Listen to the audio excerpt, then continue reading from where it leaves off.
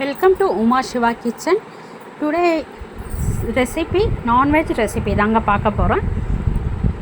Chicken கறி சோறு. வாங்க வீடியோக்குள்ளே போகலாம். அதுக்கு ஒரு பாத்திரம் வச்சுக்கலாம். ஆயில் வந்துட்டு ஒரு 3லேருந்து 4 ஸ்பூன் ஆயில் போட்டுக்கோங்க.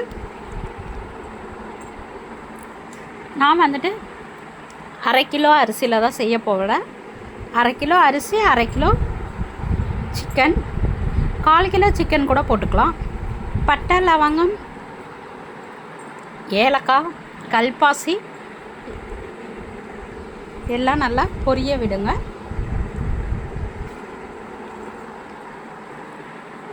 வெங்காயம் வந்துட்டு நான் ஒரு 3 ஸ்மால் சைஸ் வெங்காயம் எடுத்திருக்கேன். 1 ஸ்பூன் இஞ்சி பூண்டு பேஸ்ட்டு. இதுக்கு வந்து அந்த கல்பாசி போட்டிங்கன்னா ரொம்பவே வாசனை நல்லா கொடுக்கும், சூப்பரான டேஸ்ட் இருக்கும். பிரிஞ்சி இலை போட்டுக்கலாம். பிரிஞ்சி இலை வந்துட்டு ஆப்ஷனல் தான், வேணும்னா போட்டுக்கலாம், வேணும்னா விட்டுடலாம். இதுக்கு வந்து நம்ம வந்து சிக்கன் வந்துட்டு 1/4 கிலோ சிக்கன் கூட போட்டுக்கலாம். 1/2 கிலோ அரிசிக்கு நான் சிக்கன் வந்து ஆல்ரெடி மேரினேட் பண்ணி வச்சுருக்கேன். ஒன்றும் இல்லை, சிக்கன் மசாலா வச்சு நல்லா பெரட்டி வச்சுருக்கேன். வேணும்னா தயிர் கூட கொஞ்சம் போட்டு நம்ம சிக்கன் 65க்கு எப்படி வந்துட்டு மேரினேட் பண்ணி ரெடி பண்ணி வச்சுருக்கோமா அதே மாதிரியே பண்ணிவிட்டு ஊற வச்சுருங்க. இது வதக்கிற டைமில் நம்ம வந்துட்டு ஊற வச்சுட்டாக்க கரெக்டாக இருக்கும். எல்லாத்தையும் நல்லா வதக்கி விடுங்க. நல்லா வெங்காயம் வந்துட்டு நல்லா வதங்கி வரணும். தக்காளி போடுங்க. தக்காளி வந்து நான் 3 தக்காளி எடுத்திருக்கேன். ஸ்மால் சைஸ் தக்காளி தான், சின்ன சைஸ் தக்காளி.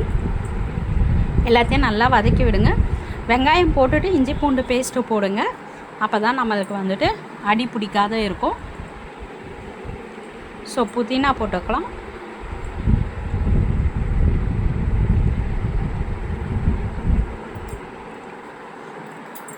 இது ஆக்சுவலி பிரியாணி தான். அதில் நம்ம வந்துட்டு என்ன டிஃப்ரென்ஸ்னால், நம்ம கறி மசாலா போட்டு நல்லா ஊற வச்சுட்டு செய்கிற சாதம் தான்.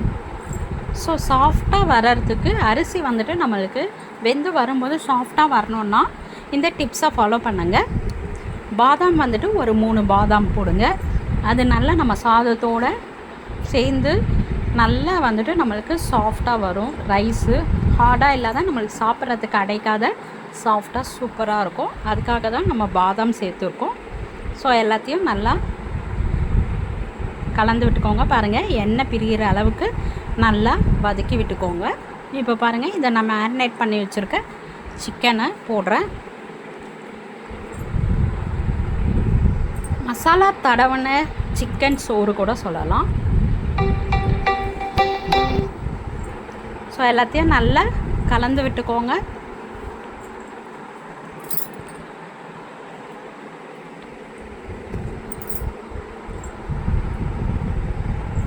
இது வந்து 2 to 3 மினிட்ஸ் வந்துட்டு நல்லா வதக்கி விட்டுக்கோங்க சிக்கனை.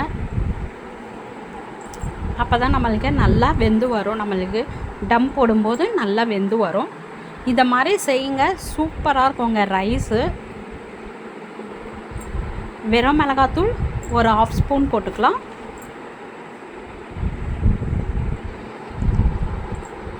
பச்சை மிளகா போட்டிருக்கோம் நம்ம. ஸோ அந்த கிளிப்பிங் எடுக்கலான்னு நினைக்கிறேன். பச்சை மிளகா ஸோ ஒரு 1/2 ஸ்பூனில் இல்லைனாக்கா 1 ஸ்பூன் 3/4 ஸ்பூன் போட்டுக்கோங்க மிளகாத்தூள். காரம் பார்த்துட்டு போட்டுக்கோங்க. இப்போ தான் பச்சை மிளகா போடுறோம். ஸோ எல்லாத்தையும் நல்லா கலந்து விட்டுக்கோங்க. பச்சை மிளகா காரம் இருக்கிறதுனால ஒரு 3/4 ஸ்பூன் போட்டுக்கோங்க.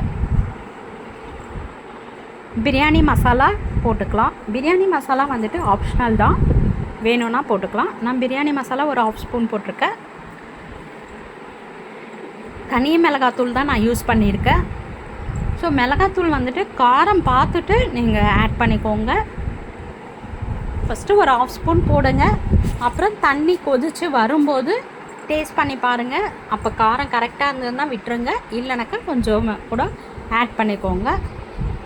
பாருங்கள், நல்லா எண்ணெய் பிரிஞ்சு சூப்பராக வந்திருக்கு பாருங்கள். இதை மாதிரி செய்யும் போதே ரைஸ் அவ்வளோ டேஸ்ட்டாக இருக்குங்க.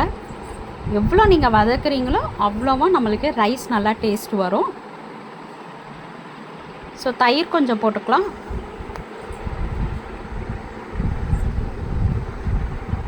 இன்னொன்று சொல்ல மறந்துட்டேன்.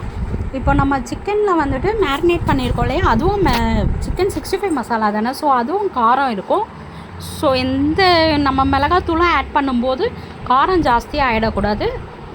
கரெக்டான பதமே நம்ம ஆஃப் ஸ்பூன் மிளகாத்தூள் தான் கரெக்டாக இருக்கும். போட்டுட்டு நல்லா கலந்து விட்டுக்கோங்க. இதை மாதிரி சாப்பிடும்போது சிக்கனில் வந்து நல்லா காரம் உப்பெல்லாம் நல்லா இறங்கியிருக்கும், சூப்பராக இருக்கும். லைட்டாக நான் சிக்கனுக்கு மட்டும் உப்பு போட்டுக்கிட்டேன். அந்த மேரினேட் பண்ணும்போது சிக்கன் மசாலா ப்ளஸ்ஸு உப்பு போட்டு தான் ஊற வச்சுட்டு நம்ம போட்டிருக்கோம். இப்போ எல்லாத்தையும் உப்பெல்லாம் போட்டு கரெக்டாக இருக்கா டேஸ்ட் பண்ணி பாருங்கள். நல்லா தண்ணி கொதிக்கட்டும். நான் பிரியாணி அரிசியில் தான் செய்கிறேன். நீங்கள் நார்மல் ரைஸில் கூட செஞ்சுக்கலாம், இல்லை சீரக சம்பா ரைஸில் கூட செஞ்சுக்கலாம். தண்ணி அளவு வந்துட்டு 1 கிளாஸ் அரிசிக்கு 2 கிளாஸ் தண்ணி.